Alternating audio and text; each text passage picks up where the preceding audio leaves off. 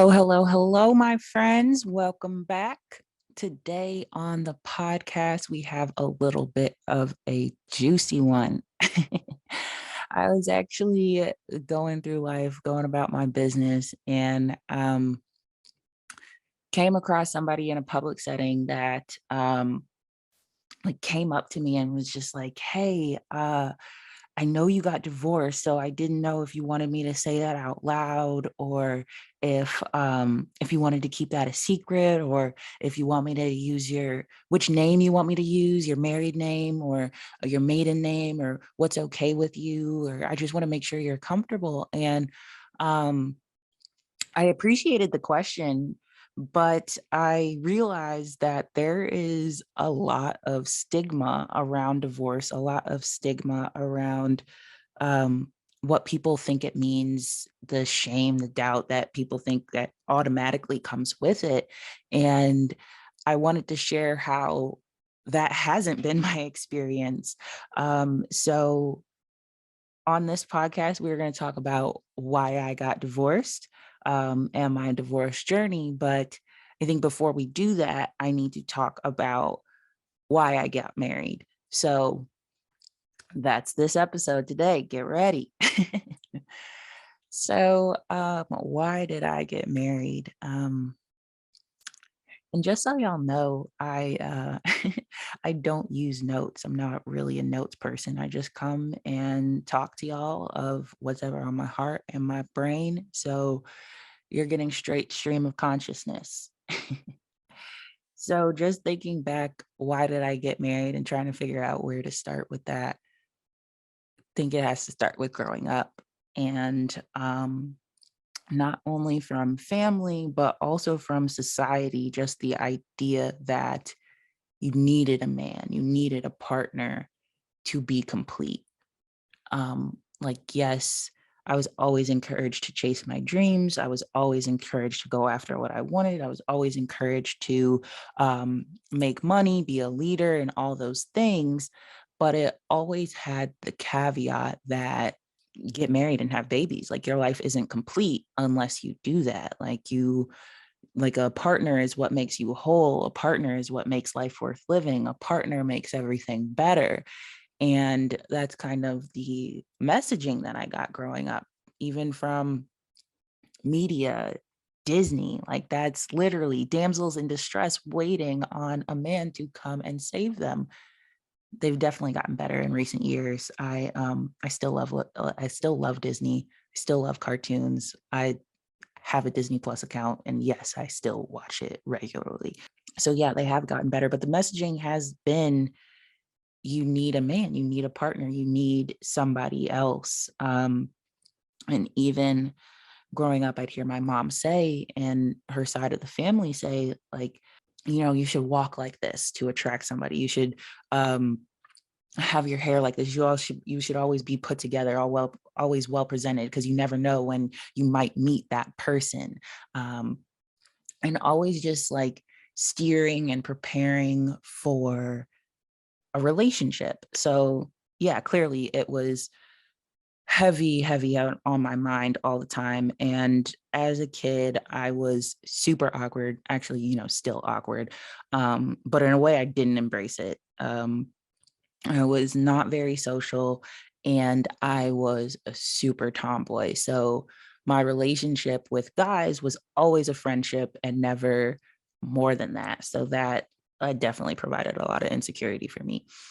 Um, but I would always, fantasize about a relationship and oh, like it must be so nice to have a boyfriend and somebody who would write notes to me and come to my basketball games or all that kind of stuff. And that desire stayed with me um, through high school, through college, through adulthood, of just trying to find somebody and needing somebody to make basically make life worth living. So ultimately, when I got to college, that's when I thought, okay, yeah, this is going to be when I make it. This is going to be, I finally find my partner. And of course, I wasn't trying to date just to date. I was trying to find me a husband, whoever was it, they were going to be it for life. I was completely of the mentality of a ride or die. Um, didn't know what I was getting into, but whatever it was, we were going to make it through it because that's what people in relationships do. That's what you do when you love somebody, and that's what you do when you want to be in a relationship. So that's what I set out to find. And I, of course, was in college exploring around. Lots of people there were not looking to get married. And I found myself in a lot of situationships because I thought that that's all I could get, or that's all I deserved, or I was getting some kind of attention. So that was enough. And, clearly it wasn't. Clearly that came with a lot of drama in it of itself, but maybe we'll save that for another podcast day. But yeah, as I was going through these experiences and putting like my whole heart into these people that weren't even trying to really receive it, um, I was just, getting more and more desperate just to find my person or who I thought would be my person. So when I met my ex, um, I actually didn't initially gravitate towards him like that. Like, oh, like he's gonna be my guy. I was actually super intimidated by him. Like, oh my God, like he has his shit together. Like, he was in the military, so he wasn't just like, a regular college kid. He had his shit together.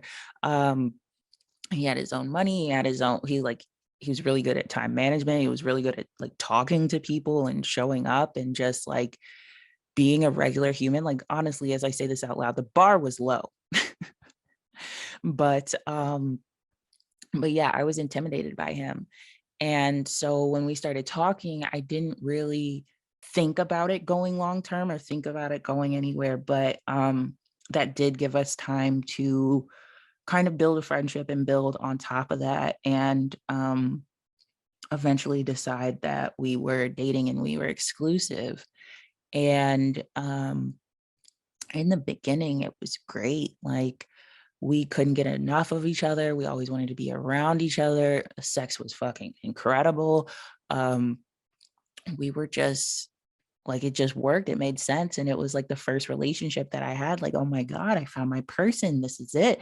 And just kind of with the conditioning and the expectations that I had, I just kept that mentality that, yo, this is it. This is what I'm going for. This is what dreams are made of. Like, I found my college sweetheart. Like, it was like a totally cute story. Like, he's my roommate's cousin, and I met him at her birthday party when I went home with her to her hometown, and um, just met him at a family barbecue, and classic make movies off these storylines type shit. So I was like, yeah, going for it. And I was the first one just to say, I love you. And when I told him I loved him, he told me that he would marry me. So yeah, he told me that he would marry me before he even told me that he loved me. And at the time, I was like, wow, like that's so admirable. Like, he knows what he wants and he wants me. And that's what I need. Somebody who knows that they want me. So I believed him and I doubled down and I was like, yeah, like this is my husband. Like, he had always referred to me like, this is my wife. And granted, he said I love you pretty shortly after that. But he would always introduce me like not as his girlfriend, but as his wife, his future wife. And I just like really solidified that this is it. This is it forever. This is like, no matter what, we're together. And like, it's decided. Just because we said that one day we would get married, I was like, yeah, that's the plan. It's written in stone. Can't change it. So that's how I was operating. And as we proceeded in our relationship, and of course, things come up, fights happen, um, disagreements happen, and all those things that are natural in a relationship, I didn't really pay attention to them because I was like, well, it doesn't matter. Like, we're made for each other. We're going to get married. It doesn't, none of this other shit matters. So I wasn't really taking into account what I wanted. I wasn't not only not taking into account, but not even trying to figure it out. Like, not trying to say like this is what I want in a relationship or this is what I don't want in a relationship. It was more I was just in a place where I was just accepting everything that it was, because honestly, I think I was just happy to have a relationship, to just have somebody. So I was like, yeah, this is what it takes to be in a relationship, is to just deal. Um, which, spoiler alert, not a good idea. Um, not for the long haul. But yeah, I never really advocated for what I wanted. I never really tried to correct behavior or try to like manage or mitigate or fix. It was more just like, oh God, okay, that was bad. We survived it. It'll make us stronger. That's what we're here for. And we could just build on top of all of these, but it wasn't a good foundation to build off of. And without the conversations, without the um, advocating, without the actually trying to fix our issues, they really just compiled on top of each other and got worse and worse. But I was dedicated. Like I was dedicated to this vision that we were supposed to be together forever. We're supposed to get married. This is our life. This is it. So I followed suit. And as things kept getting worse and worse, I still held on to that North Star. And honestly, without getting into too much of the details, because they're not that relevant, but I let so much slide, more than I was willing to, or not more than I was willing to, but more than I wanted to, more than I thought that I should. Yeah, more than I thought that I should, but it was still, I still had the voice in my head like, oh, this is what it takes. Like this is what love is. It's hard. It's not supposed to be easy. It's challenging. You do whatever it takes for the person you love. You let them be them and you deal. And honestly, a lot of the stuff that I saw in my parents' relationships, other family relationships, was playing out in my relationship in ways that I really didn't even understand at the time, but that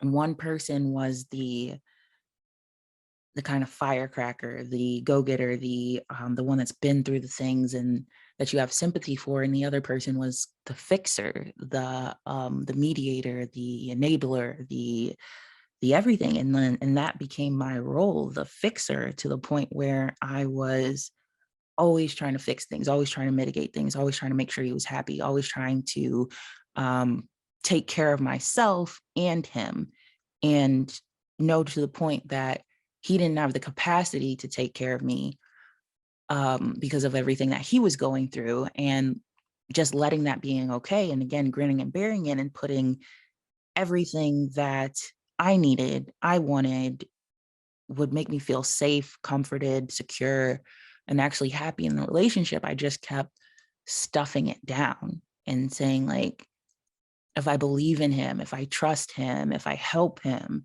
then eventually he'll be that guy, and he'll be that guy again. I did fall in love with one person, and as people grow, as people change, as things happen, that changed. And I kept, and I mean, I changed too, of course, but I kept that idea of who he was and kept it as something that I needed to keep going back to, like something that, like, I know he has this potential because I've seen it before. And I'm just holding this belief and holding this space and holding this hope that he'll eventually become that person again. And all I have to do is give him everything I have to make sure that he can get there, which, of course, not how that works. But yeah, I was trying it anyway. So I really gave him everything I had. I really was losing myself in trying to keep the relationship, and I just kept the marriage as the North Star. So when we got engaged, I was over the moon. Like, oh my God, it's finally happening. This is what I've been working towards. Um, this is what dreams are made of. This is that.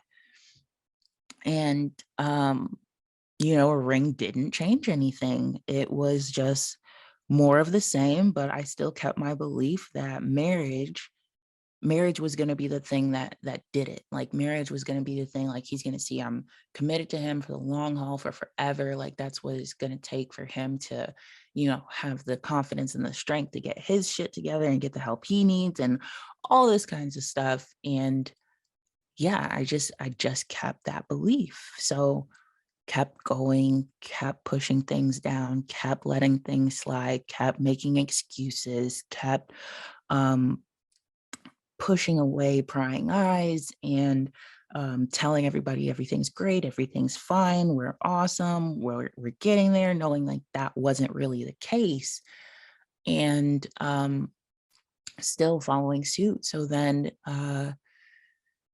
we moved from Alabama to Seattle for one of my jobs. And I really thought, again, like we both thought, like, this is going to be a fresh start. This is going to be everything. This is where we're going to get married. This is where our life is going to begin. This is where we're going to have our first kid. This is what, like, we were dreaming, right? Um, and then we get to Seattle, and, you know, the dream doesn't work out like that. And pretty shortly after we moved, um, 2020 happened, the pandemic happened, and we are quarantined together. Our wedding plans were canceled. And even when that happened, I didn't take it as a sign. I was like, you know what? Nothing's gonna stop us. Nothing's gonna stop me from getting this wedding that I want. We're still gonna make it happen. So we decided to elope in the mountains. It was actually such a beautiful ceremony. We hiked um, through like Port Angeles, Washington, which is like right on the border of Canada, with these like gorgeous, gorgeous, gorgeous views. Um, and we went out there and had our little photo shoot and had our day with the officiant, exchange vows. Like, it was honestly really nice. Um, Other than the fact that my dog literally jumped off a cliff earlier that day. And because where we were staying in the Airbnb, like, yo, this is a real side story, but yeah, where we were staying in the Airbnb, um, it was honestly so gorgeous. I need to find pictures of it and post them somewhere. But it was like out on this cliff, and you're overlooking these mountains and these trees, and just it's just gorgeous. And they have this drop off, and they have a main house and kind of like a carriage house, and that the carriage house is what was open for the Airbnb. And they have their own dogs, and they were super friendly, and they're like, yo, if you have a dog, bring them out and our dogs can play together and everything's all great.